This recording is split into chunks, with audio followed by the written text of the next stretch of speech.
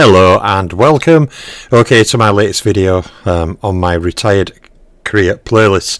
And the fighter we're talking about today is heavyweight puncher Joe Goddard, who for his time, like a number of fighters from his time, didn't have the largest career. Now some people would say having over 60 fights is a large career, but really a lot of fighters back in his time had way larger careers.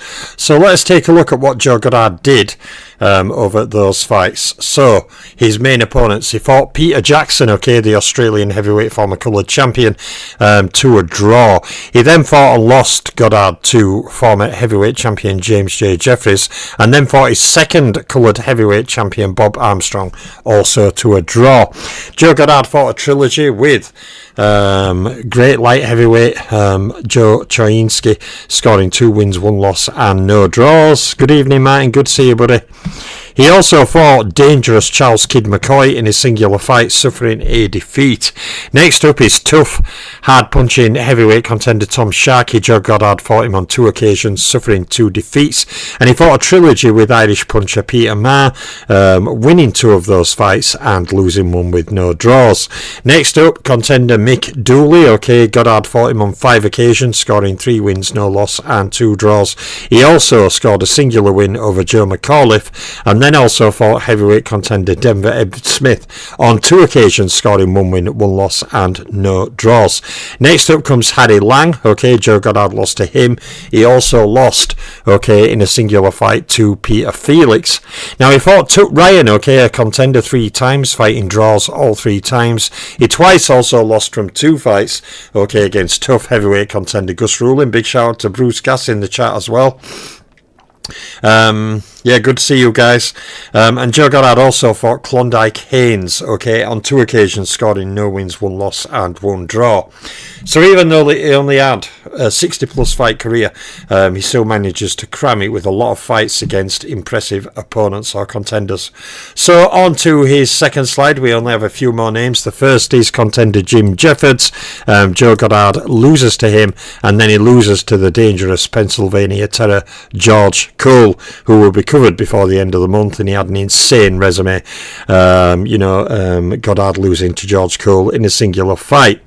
So there's 31 fights I've highlighted there. So the fights there encompass nearly 50% of Goddard's career.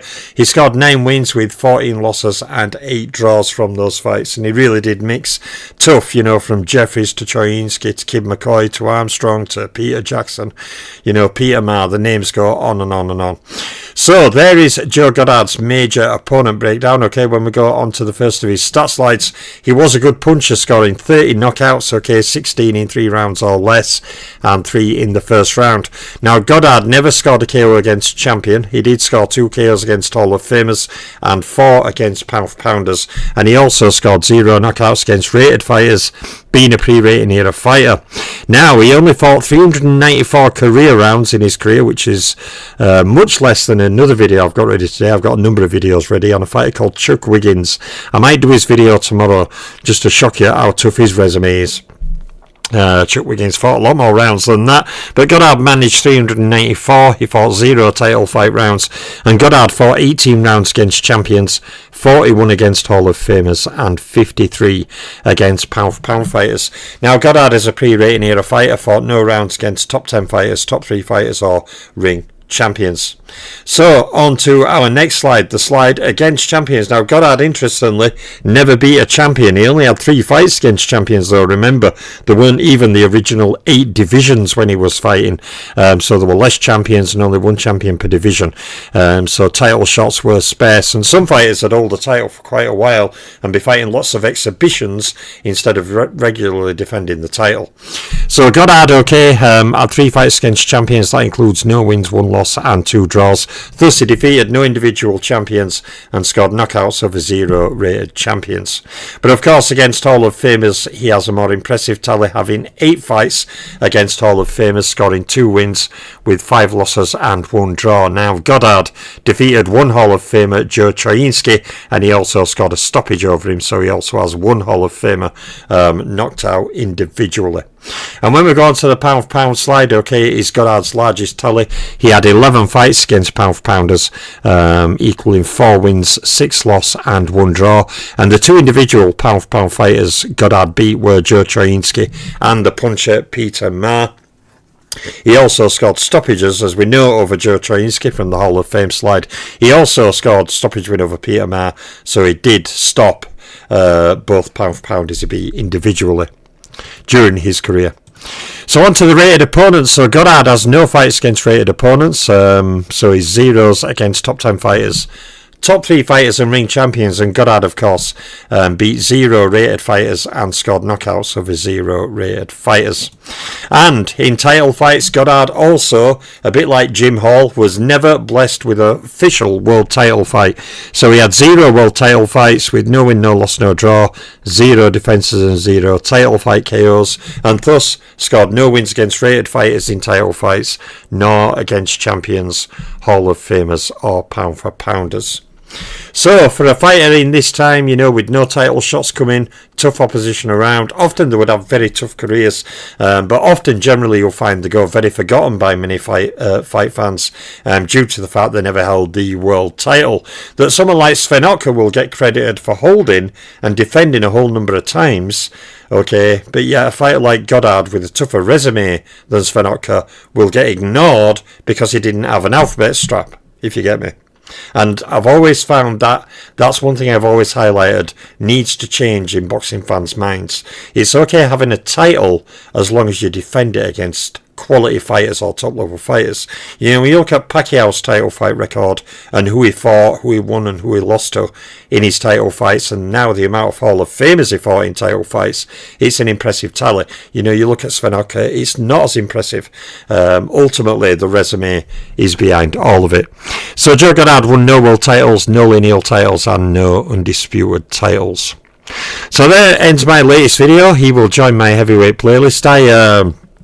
I was listening to a video the other day on Talk Sport Boxing, and me personally, I'd love to go on one of those shows with Spencer Fearon, etc., when they're talking about how great Alexander Usyk is, because they're saying, how does he rank against the all-time greats, and then saying, well, I think his speed and mobility, like one thing they always say, I'll just go off topic on it, one thing they always say, okay, is, well, the fighters in the 70s and 80s were smaller than some of the big fighters now, okay?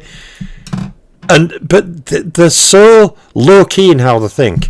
Okay, fighters who are smaller and lighter are often faster and often can have a higher work rate. So despite heavyweights not being huge, that can often give them advantages that the big ponderous heavyweights don't have. Often the smaller heavyweights like Patterson, Holyfield and others, had high work rates, could throw fast combinations. Something that Usyk hasn't really dealt with. Yes, he's put up with the pressure off Chisora, who's, leans on you and comes at you all night long. He's fought Joshua twice, but Joshua half at time seemed a bit gun-shy because he were always trying to figure out what Usyk was doing, which is the worst thing you can do with a fighter like Usyk. You never fight your opponent's fight. And sadly, Joshua fell into the trap of being a rabbit in headlights, and half at time he were flicking his hands up and down because he were trying to match Usyk's feints and posturing, and didn't seem to know what he were going to be doing, and that lowered his work rate a bit like Vladimir Klitschko had his work rate massively reduced by Tyson Fury when they fought in 2015. But often smaller heavyweights can often have faster hands, sometimes, not all the time, but a lot of the time have a high work rate because they are smaller, lighter fighters, so often they can be quick on the feet. They never mentioned that. There was these giants, but like Ali showed against Ernie Terrell. Terrell were like, what were they, 6'6", something like that. Ali was Usyk's height, 6'3", but Ali made that height and reach look like nothing. Why? Because he exploded inside with fast combinations. So, and if you want to, see how a smaller heavyweight fights a giant heavyweight, watch Ali, Ernie Terrell. You'll see Ali come inside and fire rapid fire combinations at times, and Terrell just can't live with him. Ali being smaller and him being kind of quick of foot anyway. You also see at one point Terrell in one round he throws 12 punches and Ali just evades every single one of them. Bruce Gass boxing Jason Marwood Marciano be undefeated today, Bill. No, I don't think so. Although Marciano were a cleverer fighter than what people give him credit for. As Customato highlighted when he explained how, some I pointed out in Computer Superfight, when Ali and an old Rocky were sparring, Ali used his jab, so Rocky started going down to his right, and you see Ali turn the jab off and he's trying like the a la Oscar De La Hoya left uppercut hook. You know, and you see Rocky make that change in him because Rocky had short arms, so he'd lean to his right, so the fighter had to step in to be able to hit him and thus put himself in range of Rocky. But I don't think Rocky would be undefeated if he fought today. So anyway, there's my latest video. Yeah, but all they were doing is, they weren't talking about greatness, they were just talking about, to me, about fantasy fight results. And I've always said the ironic thing about when people are rating fighters based on greatness, okay, and Usyk to me is the best heavyweight in the world, and he has to be pound for pound number one at the moment. To me, other people can differ, that's fine, that's my opinion. But that doesn't mean he just beats any heavyweight in history. You know, it really doesn't. He would have tough fights against certain heavyweights based on style. But the thing is, what I've always said, you need to measure factual points against other heavyweights. Because when you're talking who'd win a fantasy fight, well, I could sit there all day and say, well, I think David Tura would wipe out every 70s heavyweight. Prove me wrong. No one can prove me wrong. They can try and argue style or weaknesses in defence or footwork. It doesn't matter. No one can ever prove me wrong. So I always think it's just their opinion versus mine. And I don't believe that, by the way, but I always think it's fraudulent when you do that. Like I've said, okay, Joe Louis holds a whole number of heavyweight records that were not beaten by Ezard Charles, that were not beaten by Marciano, that were not beaten by Parson or Ali or Larry Holmes or Mike Tyson or Holyfield or Lennox Lewis or either at Klitschko's or Fury Joshua Wilder. Louis still holds a bunch of heavyweight records that have stood 80 years, over 80 years, okay? So ultimately, you know, you have to measure what they have done in their time. You know, Muhammad Ali doesn't have to fight Alexander Usyk. You have to measure how they did in their time. You know, ultimately when you're going on fantasy fight results, you know, then it's all just opinion. It means nothing to me. So anyway, there's my latest video. I've waited on enough. So there's Joe Goddard. Coming tomorrow, I'll do Chuck Wiggins or another surprise video. But yeah, more videos coming over coming month. And to Bruce and Martin, I'll say yes, be well, happy to see you as always. I'm Boxing Librarian. I'm out for now.